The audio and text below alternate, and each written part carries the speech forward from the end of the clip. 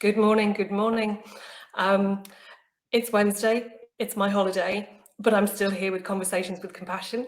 If anybody hasn't met me before, doesn't know me, I'm Helen Ferguson. I'm a trauma therapist and emotional empowerment coach, and I help entrepreneurial, business, high-achieving women emotionally heal from trauma and challenging life experiences and emotional overwhelm, so that they can stand confidently in their self-belief, their self-worth, their self-compassion, and self-acceptance in business, in relationships, and life.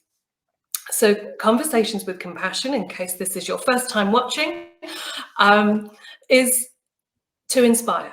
It's to inspire conversations around how important and empowering self-compassion is on anyone's healing journey and in any healing process. And I got the inspiration to do it because of the clients that I see, because one of the first things that they almost say to me is it's self-indulgent, it's lazy, they don't have time for it. What place does it have in their life? Is it the same as self-love? No, it isn't. But I then thought, well, we need to bring the conversations out there because we need to change the stigma. We need to shift the shame and embrace self-compassion, which is what I'm all about. And I'm joined by amazing guests, and I've got amazing guests right the way through to December so far. But today I am joined by Charlene Kidd, and I'm not going to introduce her because I think she can do it much better herself. But I'm really, really pleased that Charlene was able to join us today and make the commitment to join me on my holiday. And I've got my holiday cup of tea to have while we're talking. So Charlene, it's over to you. Please introduce yourself. Okay, no, thank you so much for inviting me along, Helen. So my name is Charlene Kidd. I'm a business and empowerment coach, and I help female entrepreneur women to be, do, and have who they want to be, do, and have, and to really step into the power, their own power, and live life on their terms and not on anyone else's terms, and to be really take empowered action. So that's what I do. Brilliant.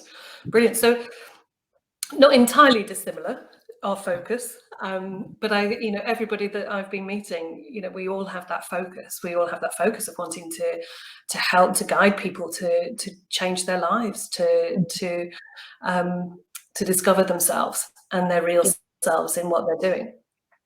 So we're here today to talk about compassion and self-compassion. And my first question that I ask everyone is, what does self-compassion mean for you personally? Mm-hmm.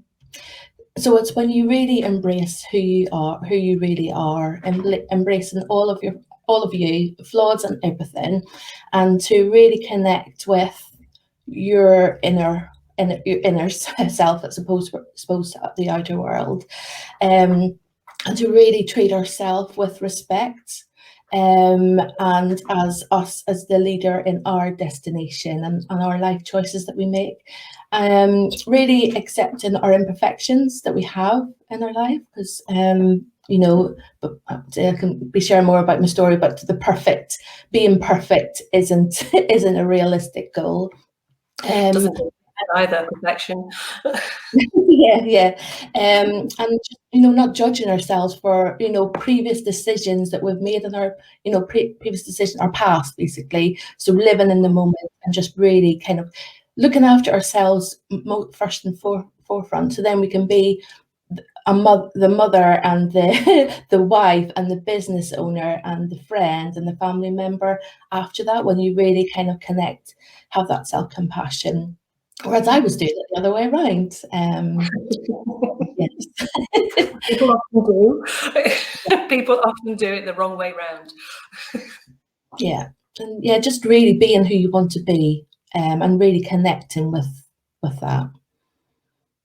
And I think I sometimes think it's very hard for people to know what they want to be because of all the noise that's there from, like you say, the past stories, the past statements, the expectation, the drive perhaps to try and achieve perfection. Because I think as high achieving women, that's what people are thinking that they have to do in order to stand empowered, and that's not what it is. because we don't have to do that to stand in our empowerment and emotional empowerment, as well as you know, the whole concept of empowerment. Yeah. So you're absolutely right. You're absolutely right. So how did you embrace self-compassion? Have you fully embraced it? Or, you know, but have you, you know, so I always say, how did you embrace self-compassion, with the assumption that you already have. I love the fact I'm doing the hug hands. Yeah. I do the hug hands all the time. I'm like, you know, even in sessions, I'll do the hug hands with people. But how did you embrace self-compassion into your life? Yeah. So it really has been quite a journey, and there was obviously the pivotal point in my life where something happened to me, where I pushed myself too far. So I business owner, and I had lots of staff working for me, and I just grew and grew and grew, but to the point of I was meeting other people's needs. And obviously meeting my clients' needs, meeting, you know, my staff that I had needs, and I pushed myself too far to the point of I injured myself. I had it was over 3 years ago, I injured my back. But I didn't listen. I kept driving myself and my business. So I pushed through the pain, and, you know, consultants and specialists told me, you know, I had to stop, because it was manual work as well, that I needed to stop. But I didn't, because I was putting other people's needs before my own. And my identity was around being a business owner, a mum, and everything that I was at that time. I hadn't connected to the inner stuff, that who I really, really was. And obviously that was part of the journey. And then obviously early COVID, again, I was supporting other business owners with their businesses. And it was, I was calling myself a coach, but it was really a mentor in the way that I was working out. I definitely feel that now. Guiding them with their businesses and helping them take their offline business online. And again, it was me kind of looking after their needs, really helping them take their businesses online. But I was having heart palpitations. There was lots of signs in my body, and I wasn't listening, to the point of, you know, I was having really raised heart rate, and it's like, what are you doing? You know, I just had that, you know, I call it a sliding doors moment, where it was just like, there's two ways I can go here. And for me, luckily, I chose the right way, where I was just like, no. And I was really connecting with, like, you know, my values, kind of digging it, why am I feeling this way? And I realized that I wasn't living to my values. You know, there was kind of what I was helping other people to do wasn't in line with who I was at that time and who I wanted to be, which led me in a whole kind of discovery around my values, my needs, all of that, my beliefs. Really, really, really digging into that, and kind of I won't say reinventing myself, but just getting to the core of who I really am as Charlene. I kind of feel like I was wearing a mask in a way to not really being who I really wanted to be. I was meeting the needs of other people. And I see, this is obviously where it's very different to the job I do now to where I was before. I feel like I was the rescuer for people. Right. Okay. Whereas it's a different way of working now. I empower them through, you know, supporting them and guiding them to take the action that is right for them. But yeah, it was quite a journey. But I'd say that the self-compassion piece came later. So I'd done a lot of work in the values, beliefs, but really I knew what I really wanted, needed, all of that, and I'd done the beliefs, but I really needed to love myself as me. So really connect with that. And that was really, really hard, because I can honestly say I don't really think I ever loved myself. It's just like, and it's really bizarre. I give so much. You're not the first woman to say it, you know. And it's really interesting, you know, that you saying about kind of, you did the values and belief work first. Because when I'm working with people, that's what they expect me to do first with them, and it's not. I focus purely in the first instance on emotional agility and self-compassion,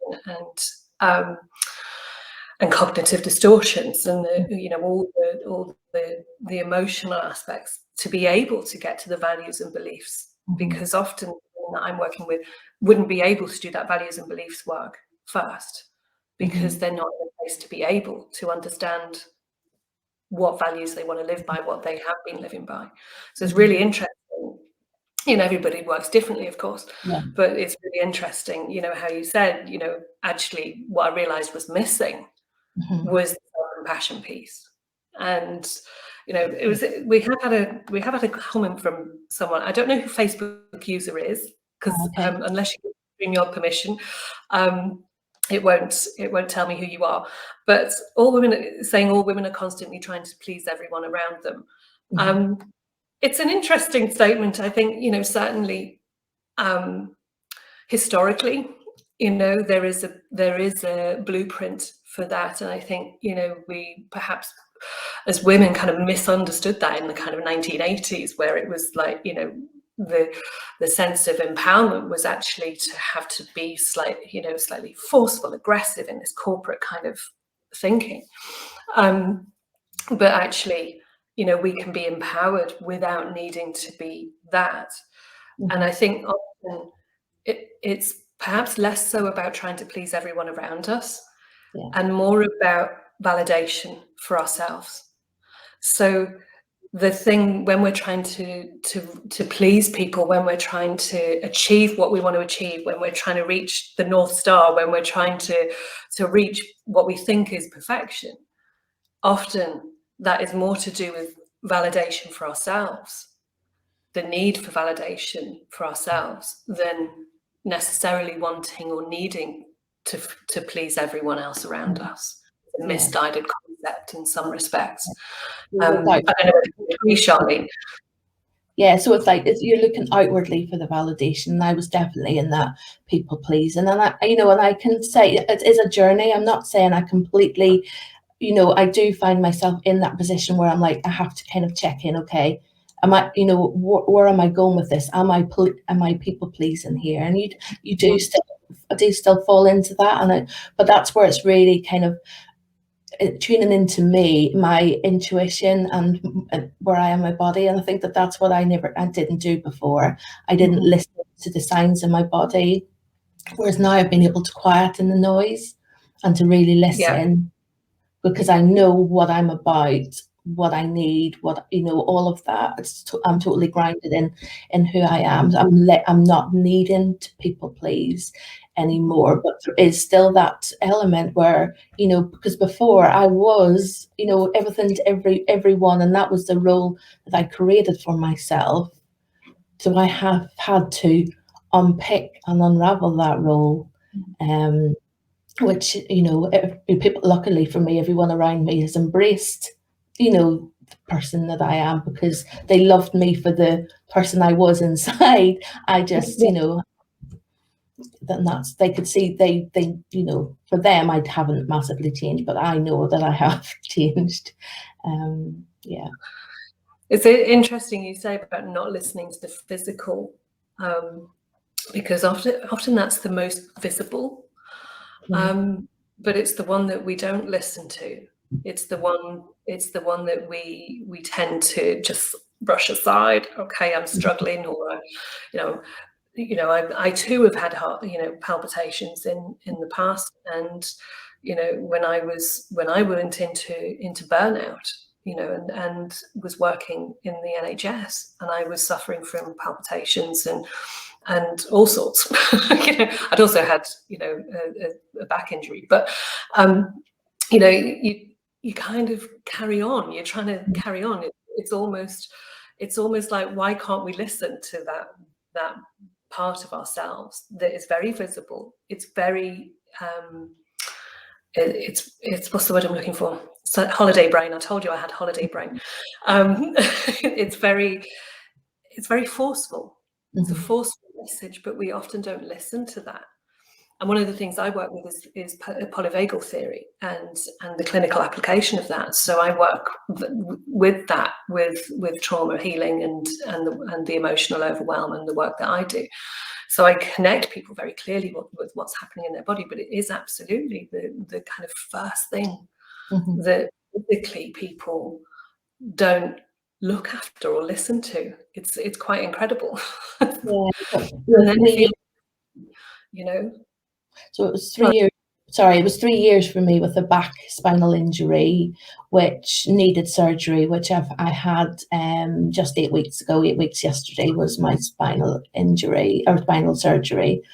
And 3 years of fighting on, thinking I was a superwoman and I could keep going, powering through everything. And it took COVID to really kind of stop me in my tracks and put my needs first and see a different consultant who had a nerve impingement. And actually they thought it was, going to cause damage to my spinal cord at one point as well. So it was quite major. And then obviously having the surgery, obviously spinal surgery is major. But it was that moment where it was just, okay, like 3 years of not listening is, saying that now, but I'm a woman like any other woman who, at that point was looking after everyone else's needs. And I didn't want to lose that identity that I had formed for myself at the time. So it's yeah, definitely listen to what your body is telling you. Listen to what your body, which is also why I've taken this week off, apart from today. I'm going to be honest. I got to the end of last week and I was like, God, I was exhausted. I was, really, I was lack of energy.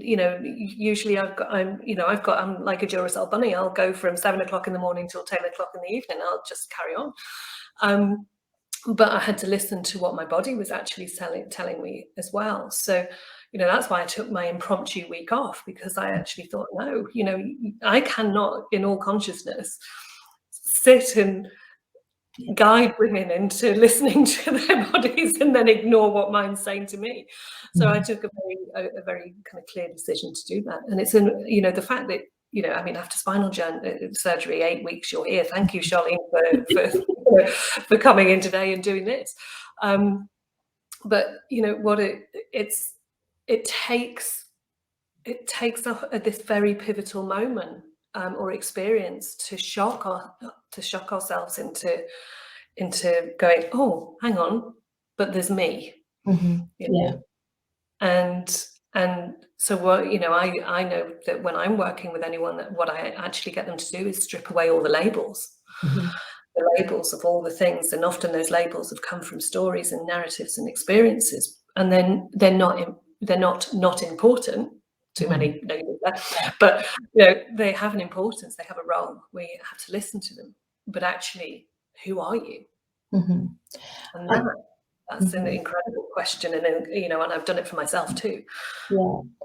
And that was the interesting thing, when I really was unpicking all of the stories and all of the beliefs that I had formed, and I was shining the light on them and really challenging them. Some of them, I ended up like laughing at some of them. I was just like, how ridiculous are some of the things that I had formed about myself. And I went back to the root of them. You see, I didn't want to do surface level stuff, but I know you do a lot of in-depth stuff with the clients you work with as well, but really digging into where those have originated from, to really solve the root cause, and really to delve into that. But it was interesting for me to shine a light on some of them, and just they build. And you look, obviously I studied a lot around neuroscience and how obviously your mind is looking, if you create a neural pathway of negativity, and I was definitely in that negative mind space of looking for the negatives. And that's what my brain was providing me with was all that evidence of that negativity. And I, needed to create a new path, new thinking path, new ways of being, thought process for me, and to look for the evidence of those instead of the negative. And it's a challenge. It's a huge challenge, because absolutely it's rewiring the brain. And I've studied neuroscience and the impact of trauma on brain development, and and attachment and things, you know, things like that. I'm not going to go into a lecture, but you know, what we're essentially having to do is rewire the brain, because there are patterns that have formed that we've kind of linked into because they felt safe, and paradoxically they felt safe because the unsafe, you know, initially feels like the new, you know, the discovering of the real. I mean the real person, not an Instagram reel. Oh, don't mention them. Too many reels in the world. But you're having to rewire the brain and kind of and saying to the brain, you know, it's okay, we don't have to think like this, because actually, what, you know, one of the things that we do when we're struggling with self-belief and self-worth and all that self-criticism is we look for the proof, and we will find it. We look for the proof that is happening, that we are right about, you know, I'm rubbish, I'm not worthy. God, I haven't got the skills to do this, or, you know, I haven't, God, who said that I could be this? You know, all of those kind of statements and things that come from the challenging experiences that we've had. So we will look for the proof of that, and invariably we'll find it. So what we have to do, like you say, is rewire the brain to focus on who we are actually, without all those stories, without all those narratives that don't actually belong to us. You know, there's somebody else's story about us, there's somebody else's statement, there's somebody else's experience. So it's really fascinating, you know, trying to rewire the brain. And when I say that to clients, they're like, I think we're doing what? I said, no, but in a way. And coming on into the online space as well, it's really, really hard. Obviously, a lot of people, there's a lot of noise out there. There's a lot of people with, you know, messages that are incorrect and how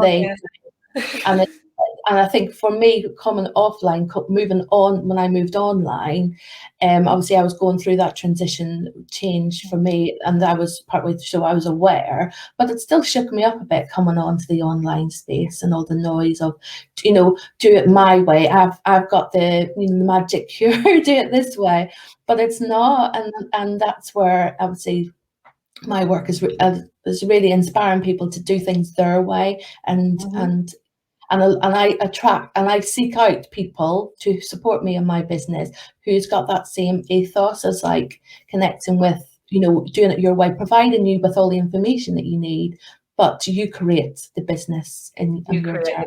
Absolutely, you create your own path, and you can listen to what's important for you, and you can shut out what isn't, you know. But you're right, there's a lot of noise, and I think that noise got louder when COVID happened.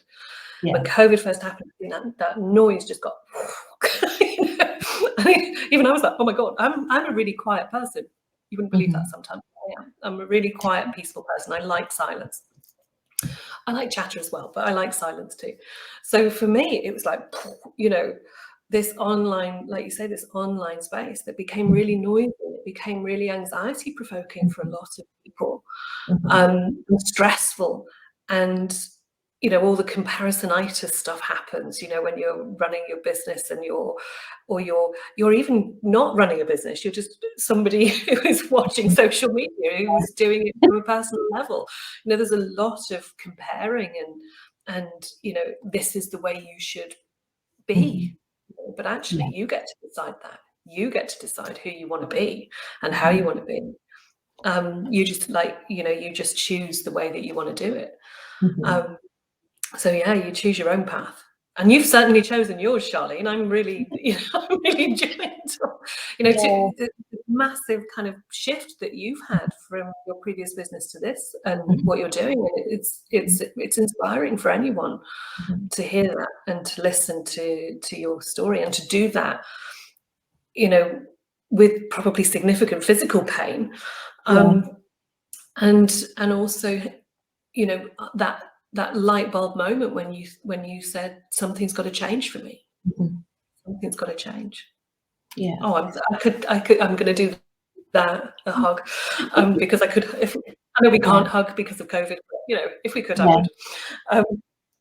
So how do you think now that you are incorporating compassion and self-compassion into your life now and into your role in your business? So essentially, how are you looking after yourself? Yeah. That's kind of the breakdown of it.